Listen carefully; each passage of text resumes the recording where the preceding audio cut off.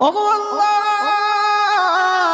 ওগো মালিক, তুমি ছাড়া তো আমাদের আর কেউ নাই, তুমি ছাড়া তো আমার আর কেউ নাই।